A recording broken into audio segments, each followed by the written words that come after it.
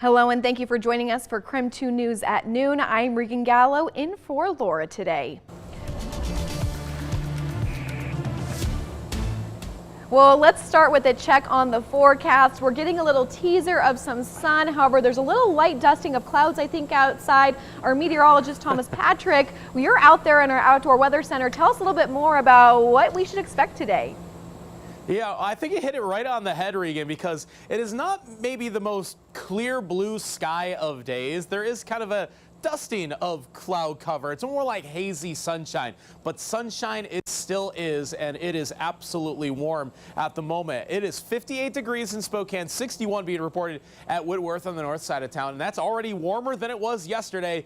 And we still have a ways to go. We probably warm up by another 10 to 12 degrees before the day is through. A lot of warmth all across the West Coast. 71 in Spokane. Okay, maybe that pales in comparison to 99 in Phoenix, but our temperatures are running about 15 degrees above average for today. So no wonder it feels so wonderful outside at the moment. Now, the satellite and radar actually shows a lot of that kind of thin, hazy cloud cover over the inland northwest, but no threat for any kind of rain during the daytime hours. But this cold front just off the west coast here will eventually march through pretty late this evening. So unfortunately, today is the only day that I'm forecasting in the 70s for now. We'll show you how much cooler the temperatures will be by this weekend and how much rain, if any, we even get out of this next storm system later on tonight. Thank you, Thomas. Yeah, I wore my cap sleeves today, so it wasn't all for a waste. It's still going to be nice outside. Well, moving on to something a little bit more serious, we have new information about the investigation into a woman who was dragged out of a Kootenai County Republican town hall. The Coeur d'Alene Police Department is now asking city prosecutors to review criminal charges for 6 people. 5 of those people work for Lear Asset Management. Video from the event shows employees forcibly removing Teresa Borenpole from the town hall. After a review, Coeur d'Alene police recommended battery and false imprisonment charges for the private security guards. Charges were also recommended for another man accused of pushing a woman at the event.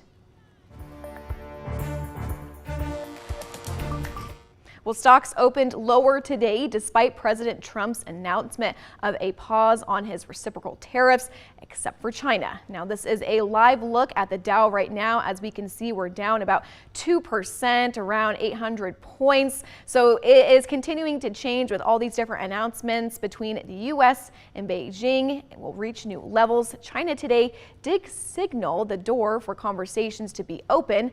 Our very own Natalie Brand has the latest from the White House. The White House's economic advisor says there will be a meeting today to discuss next steps as the administration tries to hash out as many trade deals as possible in the next 3 months.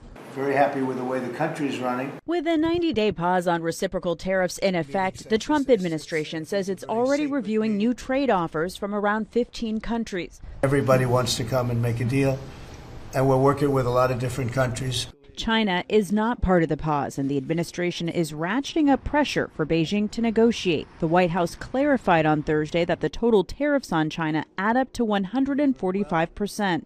There'll be a transition cost and transition problems, but in the end, it's going to be a beautiful thing. In a statement today, China's Commerce Ministry said the door to talks is open, but dialogue must be conducted on an equal basis with mutual respect.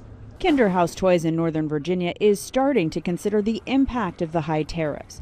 Everett Hyatt opened the shop with his wife more than 40 years ago. He says about 80% of his toys are from China, and this could change how he stocks up the store. Usually what happens is that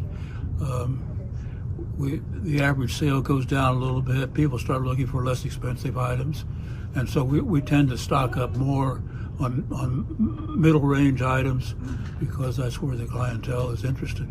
Pyatt is closely watching what happens next and hopeful a deal can be reached soon. President Trump has said he's waiting for China's call. Meanwhile, the EU announced it will pause its planned retaliatory tariffs on U.S. goods, matching the president's move. Natalie Brandt, CBS News, the White House. Well, Americans are also keeping a close watch on inflation. A new report shows it eased last month compared to February, but as Bradley Blackburn reports, businesses and shoppers are waiting to see how tariffs will impact them in the coming months.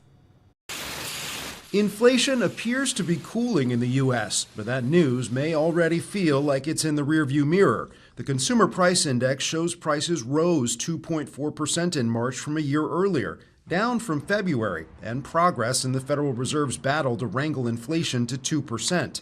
Prices also saw their first monthly drop in nearly 5 years, with airfare and hotel costs down. And one big contributing factor, a break at the pump. There is downward pressure on gasoline prices. That does provide some budget relief for commuters in particular. But other areas of the household budget, staples, continue to go up at a faster than desired pace. That includes a persistent struggle at the supermarket. Groceries jumped 0.5% in March, and that's without the potential effects from President Trump's tariff policies. You're going to have to make judgments about how much you buy and portion control. Government data shows used car prices also dropped from February to March, along with the cost of auto insurance. But analysts say insurance premiums will go up if the cost of vehicles increases. And that's the big concern going forward. Consumers, businesses, even the Federal Reserve are all bracing for higher prices in the months ahead. The Fed has said tariffs are likely to increase inflation, but will also provide some clarity. At a certain point, the new policies will be on the table. They will be having the effects they're going to have on the economy, and uncertainty will decline. The report shows movement in the right direction, but tariffs remain a wild card for inflation. Bradley Blackburn, CBS News, New York.